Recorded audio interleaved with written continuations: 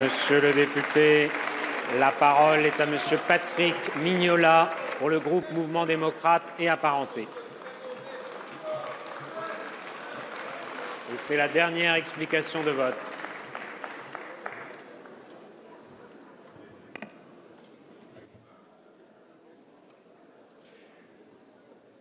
Monsieur le Président, Messieurs les ministres, Monsieur le Président de la Commission, Madame et Monsieur le rapporteur, non, cher collègue Thibault Bazin, cette loi est bien un élan et elle porte une ambition. Elle porte une ambition de construire plus vite, en limitant les contentieux, en luttant contre les recours abusifs, en créant le projet partenarial d'aménagement qui va rendre service sur le terrain à de nombreux maires dans leurs projets. Une ambition de construire mieux, en moralisant les sites de location saisonnière, en luttant contre les marchands de sommeil, et aussi en insistant sur la traçabilité des matériaux, en protégeant les filières locales, en particulier les filières bois. Une ambition de construire moins cher, avec l'inversion de la fiscalité sur les détentions des plus-values immobilières, et avec des normes qui deviennent enfin pragmatiques, bien plus qu'idéologiques, tout en maintenant une exigence environnementale, littorale ou d'accessibilité. Mais parce que nous aurons tous une responsabilité collective, mes chers collègues, pour que l'ambition devienne concrétisation sur le terrain, nous aurons des points de vigilance. La première vigilance est territoriale. Parce que, messieurs les ministres, vous l'avez entendu de nombreuses fois dans cet hémicycle, regrouper des bailleurs sociaux à 15 000 logements, c'est évidemment pas la même chose selon qu'on est dans Paris, la métropole lyonnaise, ou dans les Pyrénées-Atlantiques ou la Savoie, au hasard. Nous serons donc très attentifs et j'ai bien compris qu'il y avait un rendez-vous au Sénat pour que nous trouvions les voies et moyens pour s'adapter aux différences territoriales dans l'application de cette loi. Il y aura une vigilance foncière parce que nous ne ferons pas l'économie, au cours des mois qui viennent, de clauses antispéculatives sur le foncier pour que le logement qui coûte toujours plus cher le soit à cause de la spéculation foncière. Et aujourd'hui, les élus locaux disposent d'outils. Ils ont beaucoup travaillé sur le terrain, avec les SCOT, avec les PLUI. Ils disposent d'outils d'action, avec les droits de préemption urbains à prix révisés. Et il faut donc leur donner plus de moyens juridiques pour que demain, ce ne soit pas à nouveau le foncier qui tire la totalité des bénéfices, des allègements et des libérations que ce texte crée. Il y aura enfin une vigilance sociale, car nous devons offrir aux Français la chance d'un véritable parcours résidentiel.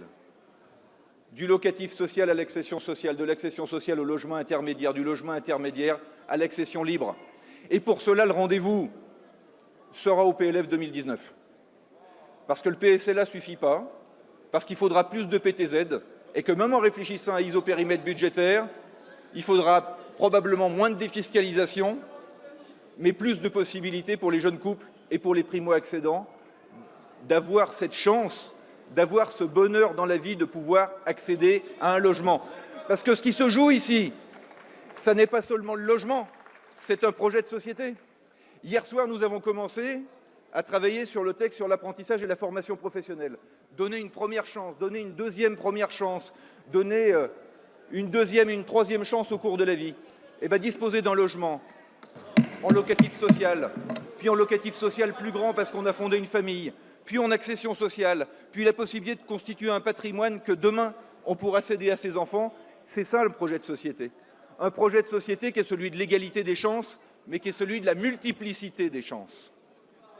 Nous vivons dans une société qui évolue vite et une vie qui s'allonge. Il faut donc, et c'est la responsabilité de cette majorité singulièrement, il faut donc ouvrir des chemins successifs au cours de la vie. C'est le cas en matière sociale, c'est le cas en matière professionnelle et ce sera évidemment le cas en matière de logement. Messieurs les ministres, la majorité, je n'en doute pas un instant, sera à vos côtés pour tenir cette promesse de la multiplicité des chances dans notre société. Nous ne doutons pas que vous nous écouterez comme vous nous avez écoutés au cours des derniers jours, un peu, et nous espérons bien que vous nous entendrez beaucoup au cours des mois qui viennent. La liberté de vote étant la règle constitutionnelle dans cet hémicycle et étant proverbiale au sein du mouvement démocrate, Je puis néanmoins vous assurer que l'immense majorité de ce groupe de la majorité votera ce texte, car il porte une ambition pour le logement, mais il porte bien une ambition pour notre société. Merci. Merci, monsieur le député. Pendant que chacun regagne bien sa place et avant de mettre aux voix le projet de loi, je vous rappelle que 2437 amendements ont été discutés en commission, tout d'abord. Donc 401 ont été adoptés pour des débats de 40 heures 15 minutes. Puis en séance, il y a eu 2957 amendements, dont 339 ont été adoptés, et cela a pris 91 heures 28 de séance. Je vais donc mettre aux voix le projet de loi. Chacun a bien regagné sa place. Le scrutin est ouvert. Le scrutin est clos.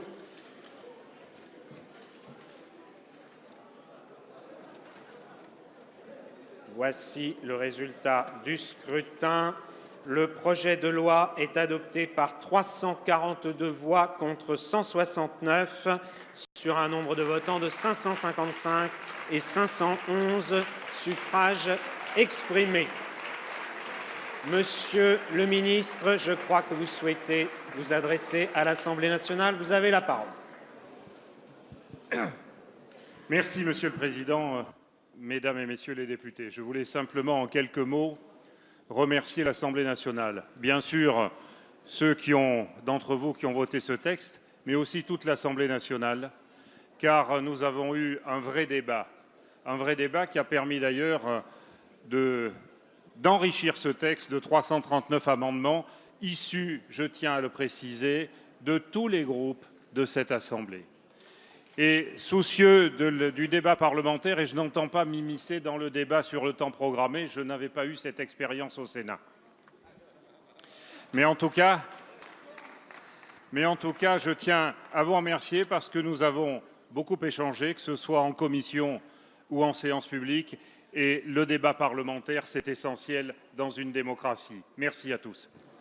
Merci, Monsieur le ministre. La séance est suspendue pour 5 minutes.